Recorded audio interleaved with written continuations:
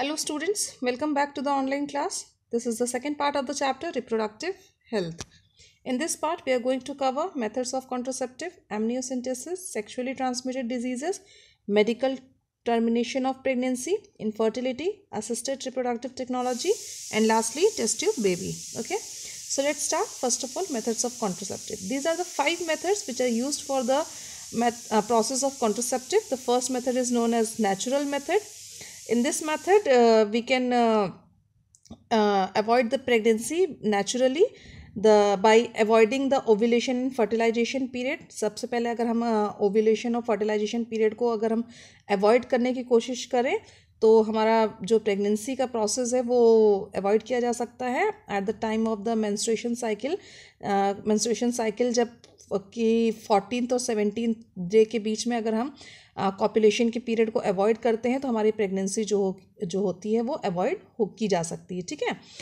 Second, अगर natural method का हम देखें तो नेचुरल मेथड में सेकेंड आता है कि अगर हम जो वजाइना में फीमेल के वजाइना में स्पर्म्स का डिपोजिशन ना होने दें तो इससे भी हम नेचुरल मेथड से प्रेगनेंसी को अवॉइड कर सकते हैं. ठीक है. तीसरा मेथड ये हो सकता है कि हम मेंस्ट्रुएशन के समय में जो आपका लैक्टेशनल एमेनेरिया है तो उस समय लैक्टेशन एमेनेरिया के समय अगर हमारे मेंस्ट्रुएशंस नहीं होते हैं तो ये भी आपका एक नेचुरल मेथड होता है कि आपके प्रेगनेंसी जो है वो जो फीमेल होगी वो प्रेग्नेंट नहीं होगी. ठीक है ना. तो लैक्टेशन पीरियड के समय में अगर हमारे बॉडी में मेंस्ट्रुएशन का प्रोसेस नहीं होता है तो ये भी एक नेचुरल मेथड होता है जिसके कारण में प्रेगनेंसी जो होती है वो अवॉइड की जा सकती है. Okay. The second method is barrier methods. Barrier methods में सर्टेन हम बैरियर्स यूज़ करते हैं जिसके कारण में प्रेगनेंसी को हम अवॉइड कर सकें. जो मेल और फीमेल्स दोनों इन बैरियर्स को यूज़ कर सकते हैं like condoms and cervical caps. ठीक है. कॉन्डोम्स और सर्विकल कैप्स सर्टेन बैरियर्स होते हैं जो कि फीमेल रिप्रोडक्टिव ट्रैक्ट में यूज़ किए जाते हैं जिसके कारण में स्पर्म्स जो होते हैं वो फीमेल तक नहीं पहुंच पाते हैं और प्रेगनेंसी को हम अवॉइड कर सकते हैं. Okay. The next is intra uterine devices. इनको हम आईयूडीज भी कहते हैं, आईयूडीएस. ठीक है ना. आईयूडीएस भी कहते हैं. ये क्या होते हैं, ये सर्टेन यूटेराइन ट्रैक्ट में, ये फीमेल्स में यूज़ किए जाते हैं आईयूडीज. ये फीमेल के रिप्रोडक्टिव ट्रैक्ट में यूज़ किए जाते हैं जिसके कारण में स्पर्म्स जो होते हैं वो फैलोपियन ट्यूब तक या फीमेल के एग तक नहीं पहुंच पाते. It helps to increase the phagocytosis process. ये फैगोसाइटोसिस प्रोसेस को इंक्रीज करते हैं. जैसे स्पर्म एंटर करता है तो फैगोसाइटोसिस के प्रोसेस से स्पर्म क्या होता है वो डिस्ट्रॉय हो जाता है. ओके. तो अगर हम इस कैटेगरीज की बात करें इंट्रायूटेराइन डिवाइसेस की तो सबसे पहली कैटेगरी होती है non medical IUDs. Non medical IUDs में एग्जांपल की अगर हम बात करें तो लिपर हुप्स जो होते हैं लिपर लूप्स जो होते हैं वो एग्जांपल में होते हैं. इसमें आपके सर्टेन लूप्स जो होते हैं वो फीमेल के रिप्रोडक्टिव ट्रैक्ट में लगा दिए जाते हैं जिसके कारण स्पर्म जो होता है वो आगे नहीं बढ़ पाता, एंडोमेट्रियम वॉल से यूट्रस तक नहीं पहुंच पाता है. ठीक है. सेकेंड, अगर हम बात करें तो कॉपर रिलीजिंग आईयूडीज होते हैं. सर्टेन ऐसे बैरियर्स होते हैं जैसे कि कॉपर टी हो गया, आपका मल्टी लोड हो गया. ठीक है. ये दो ऐसे एग्जांपल्स हैं जो कि कॉपर रिलीज़ करते हैं और कॉपर रिलीज़ जब होता है तो ये स्पर्म्स की मोटिलिटी को इफ़ेक्ट करते हैं और उसे किल कर देते हैं. ओके. थर्ड मेथड की अगर हम बात करें इंट्रायूटेराइन डिवाइसेस में तो आपका हार्मोन्स रिलीजिंग आईयूडीज होते हैं. ये सर्टेन ऐसे हार्मोन्स रिलीज़ करते हैं जो कि आपके जाइगोट के इम्प्लांटेशन में जाइगोट को इम्प्लांट नहीं होने देता एंडोमेट्रियम वॉल में और उसे इम्प्लांट जब जाइगोट आपका इम्प्लांट नहीं हो पाता वहाँ एंडोमेट्रियम वॉल में यूट्रस में तो वो आगे सर्वाइव नहीं कर पाता है. ठीक है ना. तो अगर हम एग्जांपल्स की बात करें तो LNG-20 एंड प्रोजेस्ट्रोस्टार्ट जो होता है वो आपके हार्मोनल रिलीजिंग आईयूडीज के एग्जांपल्स होते हैं जो कि इफ़ेक्ट करते हैं इम्प्लांटेशन को. Okay. The fourth method is chemical method. Fourth method आपका केमिकल मेथड होता है. केमिकल मेथड भी आपके फीमेल्स में ही यूज़ किया जाता है. फर्स्ट केमिकल मेथड होगा आपका स्पर्मिसिडल जेल्स जो कि आपके स्पर्म्स को जो स्पर्म्स अगर वजाइना के थ्रू बॉडी में जब एंटर करती हैं तो उनको किल करने में हेल्प करते हैं. Example lactic acid, potassium permanganate and citric acid आपके केमिकल स्पर्माइडिकल के जेल के एग्जांपल्स हैं। सेकंड है हार्मोनल पिल्स भी आपके ह्यूमन फीमेल के थ्रू ही यूज़ किए जाते हैं। ये सर्टेन ऐसे पिल्स होते हैं जो कि फीमेल्स इसको लेती हैं और ये क्या करते हैं, सर्टेन हार्मोन्स रिलीज़ करते हैं। जैसे कि आपका एग्जांपल की मैं बात करूं तो कॉम्बिनेशन पिल्स इसके अंडर में आती हैं, मालाडी, सहेली, ये सर्टेन ऐसी पिल्स होती हैं जो कि प्रोजेस्टेरॉन और ईस्ट्रोजन से मिलकर के बनी हुई होती हैं and they inhibit the secretion the production of FSH and LH hormones and दस ओव्यूलेशन स्टॉप्स। ठीक है, ये करते हैं, इनहिबिट करते हैं FSH और LH हार्मोन के प्रोडक्शन को, जिसके कारण में ओव्यूलेशन जो होती है वो आपके स्टॉप हो जाती है। यानी एग का जो कि एग है वो ग्राफियन फॉलिकल से बाहर नहीं आ पाता, और जब एग ही बाहर नहीं आ पाएगा, ओव्यूलेशन का पीरियड ही नहीं होगा, तो फ्यूज़ वो स्पर्म के साथ में फ्यूज़ नहीं हो पाएगा और प्रेगनेंसी हम अवॉइड कर सकते हैं। ओके, केमिकल मेथड में एक और मेथड आता है इम्प्लांट्स, जिसे हम कहते हैं। They are the very small needles which are put under skin and they release certain hormones for long durations. ठीक है, ये क्या करते हैं, सर्टेन हॉर्मोन्स को रिलीज करते हैं लॉन्ग ड्यूरेशन के लिए, जिससे कारण में हमारे प्रेगनेंसी को हम अवॉइड कर सकते हैं। ठीक है, तो these are the very small needles which are used under the skin. Okay, next method is surgical method. Surgical method में मेल्स और फीमेल्स में दोनों अलग अलग सर्जरीज के थ्रू हम प्रेगनेंसी को अवॉइड कर सकते हैं। मेल्स में जो सर्जिकल मेथड यूज़ होता है जिसे हम वैसेक्टॉमी कहते हैं, इसका प्रोसेस जो होता है, मेल्स में जो रिप्रोडक्टिव सिस्टम होता है उसमें वास्ट डिफरेंस एक पार्ट होता है, उसको कट करके लाइगेट कर दिया जाता है, यानी टाई अप कर दिया जाता है, जिसके कारण स्पर्म जो होता है वो टेस्टिस से निकल करके रिप्रोडक्टिव ट्रैक्ट तक नहीं पहुंच पाता। ठीक है, जब वो आपका स्पर्म इजैकुलेट ही नहीं हो पाएगा बॉडी से, तो वो फीमेल के बॉडी में ट्रांसफ़र नहीं किया जा सकता। ठीक है, फीमेल में अगर हम बात करें सर्जिकल मेथड की, तो that is called as tubectomy कहते हैं। इसमें फीमेल के जो रिप्रोडक्टिव ट्रैक्ट का फेलोपियन ट्यूब होता है उसको कट करके लाइगेट कर दिया जाता है, जिसके कारण में जो ओवरी से एग रिलीज होता है वो फेलोपियन ट्यूब में नहीं पहुंच पाता और स्पर्म के साथ में वो फ्यूज़ नहीं हो पाता। ठीक है, सो बाय दिस सर्जिकल मेथड्स में मेल और फीमेल्स में हम प्रेगनेंसी को अवॉइड कर सकते हैं। ठीक है, so these were the methods of contraceptive. The next is amniocentesis. Amniocentesis is a prenatal diagnostic technology. ये आपकी किसी भी चाइल्ड मतलब जो फीटस जो कि प्रेजेंट है यूट्रस में, उसको उसे किसी भी टाइप की कोई डिजीज़ तो नहीं हो रही, कोई क्रोमोसोमल चेंजेस तो नहीं हो रहे हैं, कोई डिफेक्ट्स तो नहीं है, ये जानने के लिए हम एमनियोसेंटेसिस का प्रोसेस करते हैं, टेक्निक करते हैं। तो ये प्रीनैटल फीटस में डायग्नोसिस में हेल्प करता है कि किसी भी टाइप की कोई प्रॉब्लम तो नहीं हो रही है फीटस को। ठीक है ना, इसमें क्या होता है, जब फीटस यूट्रस में प्रेजेंट होता है, इम्प्लांट होता है, तो उसके चारों तरफ में एक सैक डेवलप होता है। उस सैक को हम कहते हैं एमनियोटिक सैक। ठीक है, एक सैक डेवलप होता है फीटस के चारों तरफ में, तो उस सैक को हम कहते हैं एमनियोटिक सैक, जिसके अंदर में एमनियोटिक फ्लूइड भरा हुआ होता है। ठीक है, तो प्रोसीजर की अगर हम बात करें तो हम सबसे पहले उस एमनियोटिक फ्लूइड को बहुत कम अमाउंट में निकालते हैं। तो first step of the amniocentesis is taking out the amniotic fluid.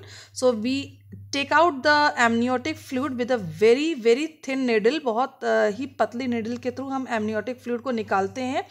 बहुत ही लेस अमाउंट में हम लेते हैं, बिल्कुल ज़रा सा, क्योंकि अगर हम ज़्यादा एमनियोटिक फ्लूइड को निकाल लेंगे तो वो एमनियोटिक फ्लूइड क्या करता है, उस फीटस को प्रोटेक्ट करने में हेल्प करता है। ठीक है, तो उसमें से हम ज़्यादा एमनियोटिक फ्लूइड नहीं निकाल सकते क्योंकि वो फीटस को डायरेक्टली इफेक्ट करेगा। ठीक है, तो इसलिए हम बहुत थोड़ा सा एमनियोटिक फ्लूइड लेते हैं। The second step is in culture of fetal cells. अब उसी जो फ्लूइड में कई सारे सेल्स प्रेजेंट होते हैं जो कि फीटस के ही सेल्स होते हैं। जो फीटस के जिस सेल से फीटस बना हुआ है वही सेम सेल्स उसी फ्लूइड में प्रेजेंट होते हैं।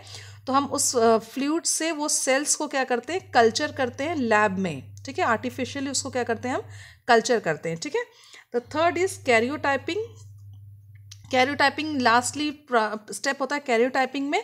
इसमें क्या होता है, क्रोमोसोम्स, उन सेल्स के जितने भी क्रोमोसोम्स होते हैं उनको हम स्टेन करते हैं और उनकी पिक्चर्स को लेने के बाद में हम उन्हें सिस्टमैटिक मैनर में अरेंज कर देते हैं। ठीक है, सिस्टमैटिक मैनर में अरेंज करने के बाद में अब हम उसमें डिफेक्ट्स देखते हैं कि उनकी पेयरिंग में, क्रोमोसोम्स की जो पेयरिंग है उसमें किसी भी तरीके का कोई डिफेक्ट तो नहीं है, किसी भी तरीके का कोई प्रॉब्लम तो नहीं है, कोई डिजीज़ तो नहीं हो रही है इन डिफेक्ट्स के कारण में।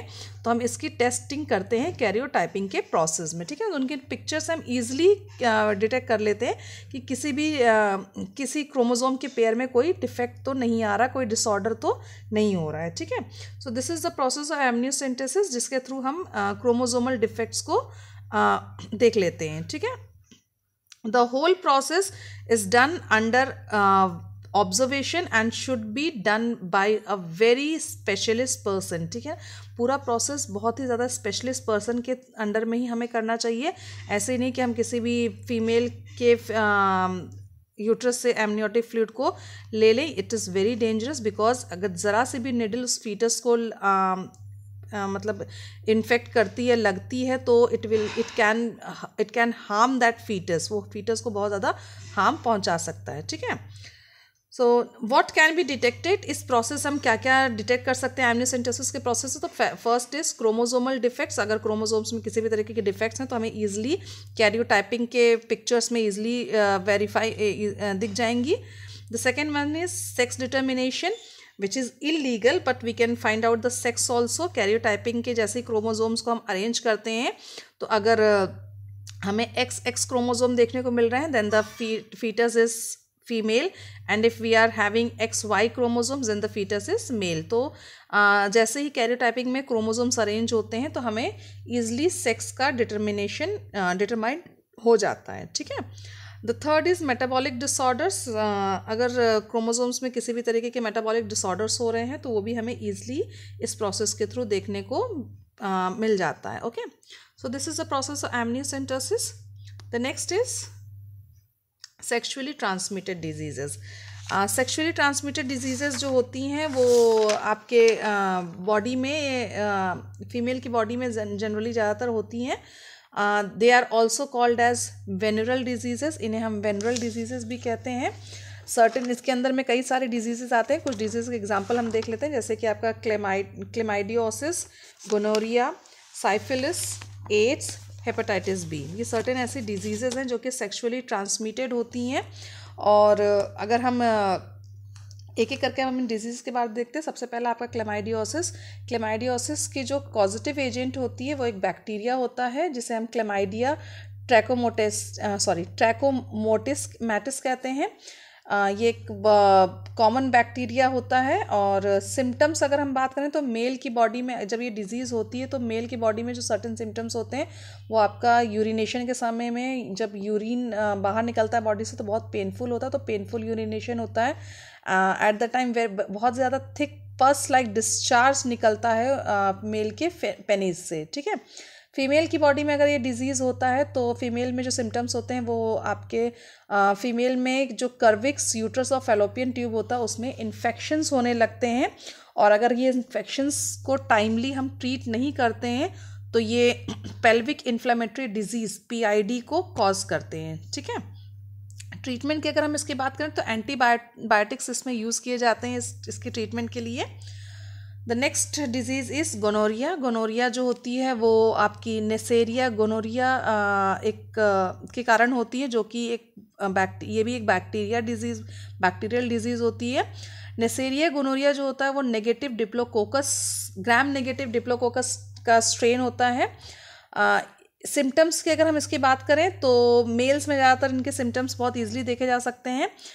म्यूकस मेम्ब्रेन, जो यूरिनोजेनेटिकल ट्रैक्ट की म्यूकस मेम्ब्रेन होती है उसमें इन्फेक्शंस होने लगता है, जिससे कारण में बर्निंग सेंसेशन होता है यूरिनेशन के समय में। ठीक है, फीमेल्स में अगर हम इसके सिम्टम्स की बात करें तो इनमें फीमेल्स में आर्थराइटिस की प्रॉब्लम होने लगती है। और कभी कभी फीमेल्स जो होती हैं वो स्टरलाइज भी हो जाती हैं, यानी स्टेरिलिटी की भी प्रॉब्लम होने लगती है। ठीक है, ट्रीटमेंट की अगर हम बात करें तो इसमें भी एंटीबायोटिक्स यूज़ होते हैं, जैसे कि आपका पेनिसिलिन हो गया एंटीबायोटिक। ये एंटीबायोटिक इसमें यूज़ होती है इसके ट्रीटमेंट के लिए। The third disease is syphilis.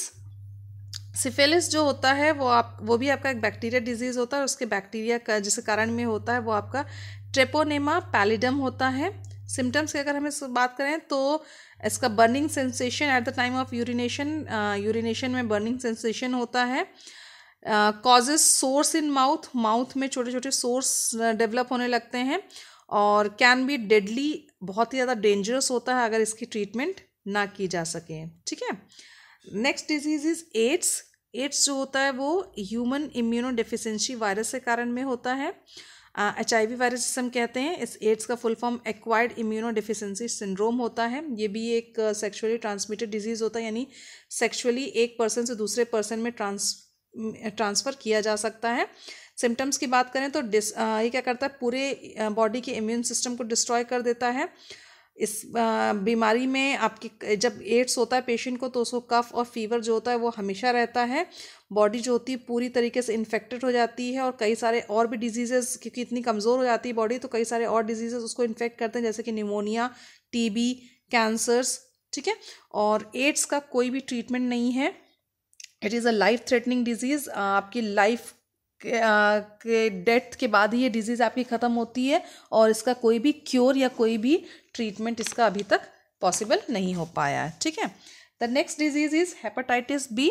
Hepatitis B ये भी एक वायरस डिजीज़ होती है, जो कि हेपेटाइटिस बी वायरस के कारण में होती है। उसके सिम्टम्स जो होते हैं वो jaundice, apatite loss, nausea, vomiting, urine में ब्राउनिश कलर की हो जाती है, और जो स्टूल होती है वो ग्रेइश क्ले टाइप की हो जाती है। ठीक है।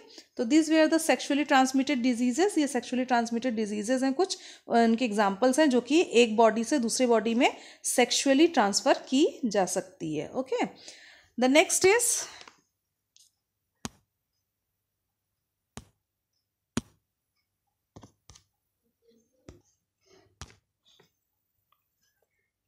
medical termination of pregnancy.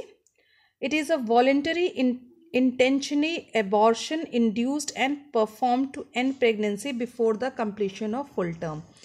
Medical termination of pregnancy जो होती है, मेडिकली प्रेगनेंसी को टर्मिनेट करने में, या इन शॉर्ट आप कह सकते हैं एबॉर्ट करने में के प्रोसेस को हम कहते हैं medical termination of pregnancy. Okay. ये क्या होता है, वॉलेंटरी यानी अपनी हम इच्छा से या इंटेंशनली अपने विश से या फिर किसी इंटेंशन के थ्रू अगर हम एबॉर्शन करते हैं, एबॉर्शन का प्रोसेस परफॉर्म करते हैं प्रेगनेंसी को पूरी तरीके से एंड करने में बिफोर इट्स फुल टाइम, तो this process is called as medical termination of pregnancy, यानी हमने मेडिकली प्रेगनेंसी को टर्मिनेट कर दिया है। ठीक है ना। दे आर द मेन, ये जो आपकी MTP होती है, इसका शॉर्ट फॉर्म हम MTP कहते हैं। MTP जो होती हैं they are mainly meant for removing the unsustainable pregnancies. जैसे कि हमें अगर प्रेगनेंसी नहीं चाहिए तो हम इस प्रोसेस के थ्रू प्रेगनेंसी को अवॉइड या प्रेगनेंसी को ख़त्म कर सकते हैं। ठीक है। बहुत सारी कंट्रीज़ में MTPs जो होती हैं वो इलीगल मानी गई हैं, क्योंकि ये इमोशनली और एथिकली हो, चाहे रिलीजियसली हो, चाहे सोशल हो, ये बहुत बड़ा इशू है। और हमें कोई राइट नहीं है कि किसी भी बेबी फीटस है उसको हम ऐसे ही मार दें। ठीक है। सो बहुत सारी कंट्रीज़ में इलीगल माना गया है। इंडिया में भी ये इलीगल है, और इसके अगेंस्ट जो एक्ट स्टार्ट किया गया था उसका नाम था medical termination of pregnancy act, जो कि 1971 में सबसे पहले स्टार्ट किया गया था। ठीक है। और इसे एम्बेंडेड 2002 में किया गया था। MTP इज अगर MTP का प्रोसेस करते भी हैं तो 12 वीक तक, जेस्टेशन पीरियड के 12 वीक तक ये सेफ़ है, फर्स्ट ट्राइमेस्टर तक ये सेफ़ है। अदरवाइज सेकेंड ट्राइमेस्टर जैसे स्टार्ट होता है तो ये एबॉर्शन जो होता है या MTPs जो होते हैं बहुत ज़्यादा रिस्की हो जाते हैं, हमें नहीं करना चाहिए। Okay. So this is all about medical transmission of pregnancy. The next is infertility.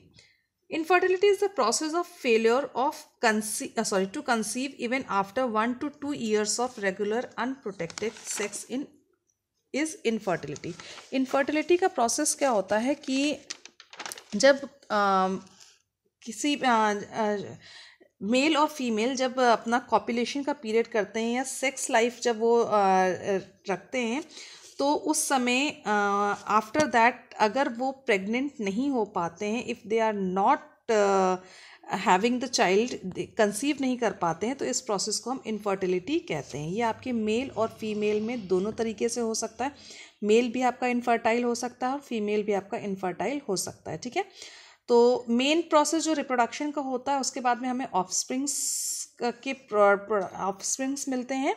पर अगर हम सेक्स रिलेशन बना रहे हैं, सेक्स रिलेशन मेल और फीमेल के बीच में बन रहा है, और उसके बाद कंसीव या ऑफस्प्रिंग्स हमें नहीं मिल रहे हैं, वो कंसीव नहीं कर पा रहे हैं, तो वो इनफर्टाइल कहलाते हैं, ठीक है।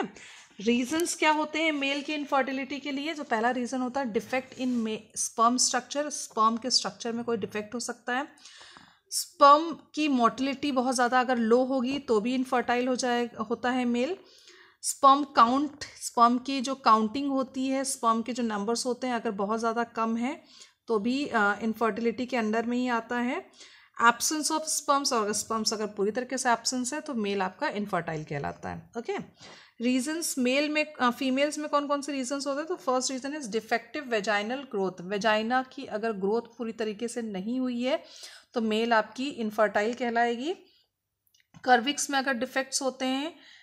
The third one is obstructed fallopian tubes. Fallopian tubes अगर ऑब्स्ट्रैक्टेड हैं, आपके पूरे उसमें कई सारे ऑब्स्ट्रक्शंस हैं, गांठें हैं, तो भी आपके फेलोपियन ट्यूब से जो एग होगा वो नहीं आगे बढ़ पाएगा, जिसके कारण में मेल आपकी इनफर्टाइल कहलाती है, ठीक है। और भी रीजंस है, जैसे कि आपका डिफेक्ट यूटेराइन एंडोमेट्रियम जो होती है, यूट्रस की जो एंडोमेट्रियम वॉल होती है, वो अगर बहुत ज़्यादा स्ट्रांग नहीं है तो भी प्रेगनेंसी जो होती है पॉसिबल नहीं हो पाती, और फीमेल आपकी इनफर्टाइल कहलाती है, ठीक है। So this were the reasons for male and females infertility. The next is assisted reproductive technology. The technology which helps or used to get child for infertile couples is known as assisted reproductive technology. ये आपकी एक artificial technology है जिसके through जो infertile couples होते हैं, जो कि बेबीज जिनको नहीं होता है, वो भी पेरेंट्स बन सकते हैं। चाइल्ड उन्हें मिल जाता है, वो प्रेग्नेंट हो सकते हैं। जिस प्रोसेस को हम असिस्टेड रिप्रोडक्टिव टेक्नोलॉजी कहते हैं। ये आपके आर्टिफिशियल तरीके से इनफर्टाइल कपल्स को प्रेग्नेंट या फर्टाइल बनाने में हेल्प करता है, ठीक है। इसके अंदर में बहुत सारी टेक्निक्स आती हैं, जैसे कि IVF, gift, IUT, GIFT gift, ICSI and AI। ये सर्टेन ऐसे प्रोसेस हैं जो कि आपके असिस्टेड रिप्रोडक्टिव टेक्नोलॉजी के अंडर में आती है। तो पहला प्रोसेस IVF होता है। IVF का full form in vitro fertilization होता है। इसमें क्या होता है कि मेल की बॉडी से स्पर्म को लेकर के और फीमेल की बॉडी से एग को, इन दोनों को लेकर के इन विट्रो यानी लैब में टेस्ट ट्यूब के अंदर में हम फर्टिलाइजेशन का प्रोसेस करते हैं, एंड आफ्टर दैट उसको सर्टेन कंडीशंस में, सर्टेन टेम्परेचर में उसके रखा जाता है, जब तक वो जो आपका एग है जो आपका जाइगोट में कन्वर्ट ना हो जाए। जाइगोट में जैसे कन्वर्ट होता है उसको क्या करते हैं, वापस मदर के यूट्रस में या फेलोपियन ट्यूब में उसे हम ट्रांसफ़र कर देते हैं, ठीक है। So this process is called as IVF, या फिर हम इसे एम्ब्रियो ट्रांसफ़र भी कहते हैं, ठीक है। प्रोसेस जो होता है जितना सुनने में इतना ईजी है, इतना ईजी नहीं होता है, इट्स वेरी डिफ़िकल्ट। मदर और फादर से, मेल और फीमेल से उनके गैमेट्स को लेना, फिर बाहर फ्यूज़ करवाना, एंड देन लेबोरेटरी कंडीशंस में उसे रखना, एंड देन जाइगोट में जैसे फॉर्म होता है वो जाइगोट को हम ट्रांसफ़र कर देते हैं फेलोपियन ट्यूब में या यूट्रस में, ठीक है। फिर वहाँ पे जाकर के वो फर्दर डेवलप करता है, okay. So this process is called as IVF। The next is ZIFT, ZIFT। इसका फुल फॉर्म होता है जाइगोट इंट्रा फेलोपियन ट्रांसफ़र। इसमें क्या होता है, इसमें भी लैब जाइगोट जो होता है वो इन विट्रो यानी लैब में तैयार किया जाता है, और जैसे ही वो एम्ब्रियो जो होता है 8 ब्लास्टोमियर तक पहुंचता है तो उसे ट्रांसफ़र, उस एम्ब्रियो को हम ट्रांसफ़र कर देते हैं फेलोपियन ट्यूब में। ये लगभग IVF जैसा ही है कुछ कुछ। द नेक्स्ट इज आईयूटी आपका इंट्रा यूटेराइन ट्रांसफ़र होता है, इसका फुल फॉर्म। इसमें गैमेट्स क्या होते हैं, gametes can directly be transferred into the uterus and so it is also known as GUIT, gamete intra uterine transfer. Suppose female की body में स्पर्म्स जो हैं वो किसी कारण स्पर्म्स जो हैं वो एग के साथ फ्यूज़ नहीं हो पा रहे हैं, तो गैमेट को क्या करते हैं, डायरेक्टली गैमेट्स को लेकर के हम ट्रांसफ़र कर देते हैं यूट्रस में, और जिससे कारण में गैमेट्स आपस में फ्यूज़ होकर के जाइगोट में चेंज हो जाते हैं। ठीक है। Next is gift, full form होता है इसका gamete intrafallopian transfer. In this method the ovum को क्या करते हैं, ओवम को कलेक्ट करते हैं। सपोज जो फीमेल होती है वो उसके एग्स जो हैं वो बहुत फर्टाइल नहीं है, बहुत अच्छे नहीं है, तो हम किसी डोनर से एग को लेते हैं और फीमेल के फेलोपियन ट्यूब में उसको हम ट्रांसफ़र कर देते हैं। ठीक है। एंड आफ्टर दैट फर्टिलाइजेशन का प्रोसेस होता है, this method is called as GIFT, gamete intrafallopian transfer. इसमें क्या करते हैं, फेलोपियन ट्यूब में हम गैमेट का ट्रांसफ़र करते हैं। ठीक है ना। गैमेट यानी फीमेल अगर एग बहुत अच्छा नहीं है, उसका बहुत हेल्दी नहीं है, फ्यूज़ नहीं कर हो सकता, तो क्या करते हैं वो अलग से हम उसको लेकर के ट्रांसफ़र कर सकते हैं, किसी डोनर से एग को लेकर के हम फीमेल की बॉडी में ट्रांसफ़र कर देते हैं। Okay. The next is ICSI, इसका फुल फॉर्म होता है इंट्रा साइटोप्लाज्मिक स्पर्म इंजेक्शन या इंट्रा सेल्यूलर स्पर्म इंजेक्शन भी हम कहते हैं।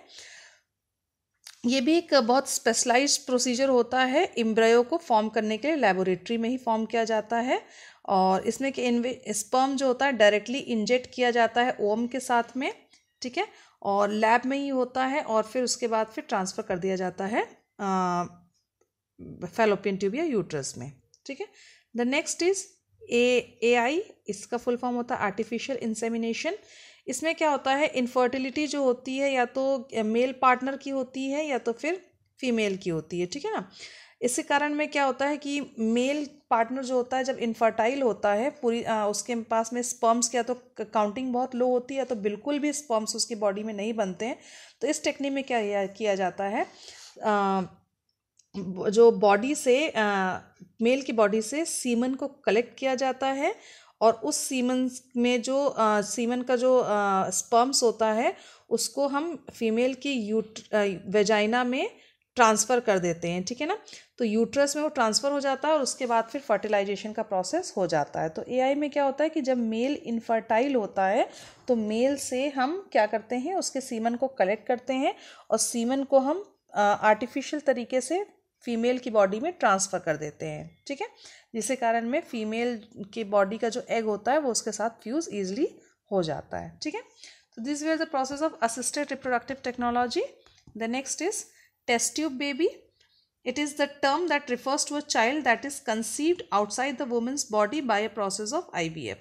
टेस्ट ट्यूब बेबी IVF का एक प्रोसेस होता है, जिसके कारण में टेस्ट ट्यूब के अंदर बेबी को रेडी किया जाता है, जाइगोट को रेडी किया जाता है। As I have told you before the process of IVF, इसमें मेल और फीमेल के दोनों के बॉडी से गैमेट्स को लिया जाता है, टेस्ट ट्यूब के अंदर फ्यूज़ कराया जाता है, और सर्टेन कंडीशंस में रखने के बाद में जैसे ही जाइगोट में वो ट्रांसफ़र होता है, चेंज होता है, तो उसको हम क्या करते हैं, फेलोपियन ट्यूब या यूट्रस में ट्रांसफ़र कर देते हैं। ठीक है।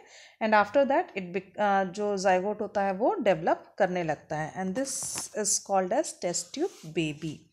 World's first test tube baby is Louis Brown, and the doctor who has done this process is known as Dr. Patrick Steptoe. India's first test tube baby is Kanupriya Agrawal, and the doctor which was involved in this process is known as Dr. Subhash Mukherjee. Okay, so this was all about the test tube baby. Here the chapter ends. I hope the chapter is clear to you. Thank you. God bless you.